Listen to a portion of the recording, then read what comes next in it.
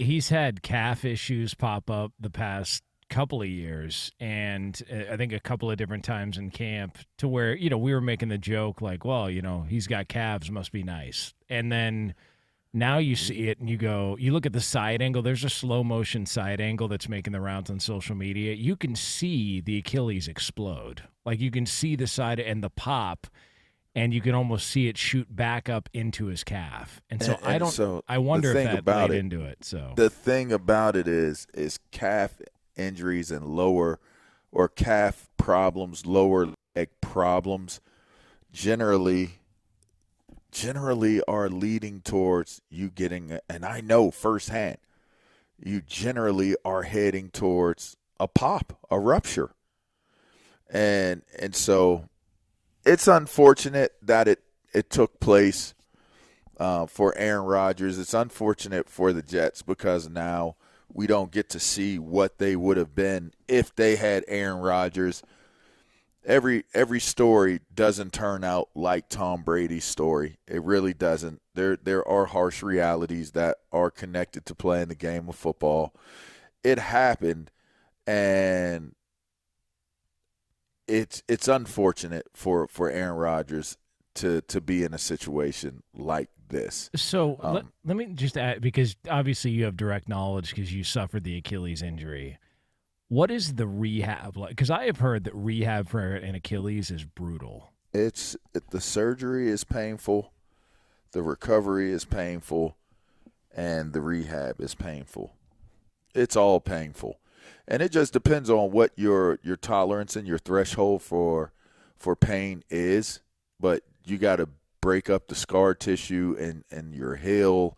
You have to work to get the mobility back and the flexibility of the foot and the ankle. You have to build your calf back up. My calf is still small from that injury. I felt like it was like letting an air out of a tire, which I don't know what it's like to have a tire, obviously, but I've driven on a car that was losing air in the tire, and you know how it feels. Thank God for Tire Rack, huh? Yeah, right. I just felt like I had no air in my leg, like no bounce, like my it just wasn't alive. And I like limped for like 2-3 years, man, before I really kind of got to a point of where I could walk normal. It's a hell of an injury, man. It's probably one of the worst injuries you can get. And people come back from them all the time. I mean, Kobe played through a rupture one time, obviously, historically speaking. It's just it's a complicated injury. And at his age, Jonas, 39. I just don't know why the hell you would try to come back from an Achilles rupture, a full Achilles rupture. I don't know why you try to come back from it. So then the next question is, what does this mean for his career? And does he come back or does he retire? Is that the note he goes out on? It's kind of the reality of that injury is that's a hard rehab, man. I can't imagine if this is going the way that everybody expects it to be and it's season ending. I can't imagine that he wants to go out like that. I really can't. I look at it and I think that he was so excited about the potential of playing in New York. I mean, he just was quoted as saying, yeah, I could see playing until I'm 45. Like, it just rejuvenated. And I don't know if it's a direct shot at the Packers, but there was something about being with the Jets that just freshened up his feelings about playing and wanting to be in the National Football League. And the idea that he's going to walk away after 4 plays on an injury like this, I find it hard to believe. Now, how effective he is? It sounds horrible for that to be the way it would end, but at his age, like, how old is he? 39. I don't know, man. 39 with wear and tear, and he's been banged up before. And I think this is, if I'm not he suffered a couple of different injuries. Just early in seasons, there was a collarbone issue. There was a knee issue that he suffered. He's dealt with some stuff that's knocked him out, and he's missed significant time.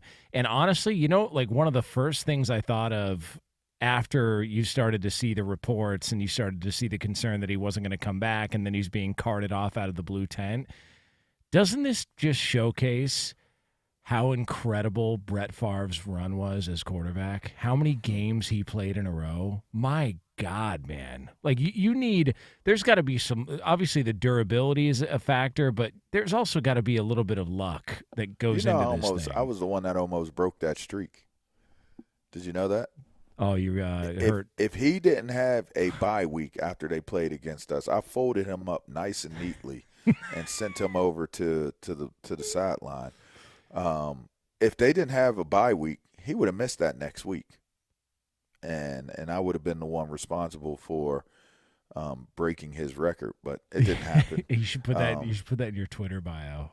Like, if not for a bye week, I folded up Brett Favre and would have ruined his streak. Nice and neat too, bro. It wasn't sloppy at all. Like some carry on. Yeah, it was neat. He did have a hell of a run. It takes. I hate the word luck because I'm not a big believer in luck. I just think you make your luck. But in some cases, like, that was bad luck. For him to get hit and rolled up on like that and for it to pop the way that it did in that circumstance, that's bad luck. And he didn't have luck on his side. So you brought up, when you have the calf issue and stuff down there starts to, hurt, or you deal with pain or different issues. It gets tight. Yeah. I was on the stretching board every day, like 2-3 times a day on the stretching board, stretching my calf out. So when you said that, it reminded me of when Richard Sherman did his Achilles in a game, and I almost positive it was a Thursday night game, but I remember he did his Achilles and he kind of gave the "I told you so" as he was coming off the field. Like one of those, because I think he was dealing with the same stuff to where it just didn't feel right. He felt like there was some tightness there. There was something going on. And then ultimately he got to the game and it popped. And he lost the rest of his, season. And I think that was obviously later in his career with, I think it was the Seahawks. It could have been the Niners, but almost positive it was Seattle. But the point being, he knew something's going to happen. Like, something's about to happen here. This is a problem. And I just wonder if Rodgers felt that, because this is a couple of different times this has popped up. And look, not wishing this on anybody, but man, Joe Burrow dealt with calf issues this offseason. He missed several weeks. I just wonder if there's something to that from a medical standpoint, that once you start to deal with that stuff, maybe you need to take more time off. He was in Seattle when he did it. Yeah. So versus the Cardinals. That sucks, man. But it's a bummer, and it's, 4 plays. 4 plays. 4 plays in. Like, we just spent the whole entire first segment talking about Aaron Rodgers and his Achilles tendon, when that was a hell of a recovery for the New York Jets to be able to bounce back. I mean, if I'm Zach Wilson, talk about having to stay prepared and stay ready in the midst of what has literally been a brutal last, year for him in terms of how he's viewed, what has taken place, and where he ends up. And listen, I don't look at him as being the catalyst per se. The defense was the catalyst of winning that game, but he had to make some big throws down the end of the game for them to get into position to do some of the things that they were able to do. So he did deliver in some aspects of all of this, and they were able to get through the game and win the game against a quality opponent. I mean, that got lost. And I think it gets lost because we probably all know that that's the demise. I don't mean to laugh about it, but I think we all know that that's the demise of the Jets season. Oh, jeez. I mean, and they do have some talent. Oh, yeah. They do have some talent. And listen, that was a fun game last night. That catch was ridiculous. Yeah. Garrett Wilson's pretty good, man. Ridiculous. Yeah, he's pretty good.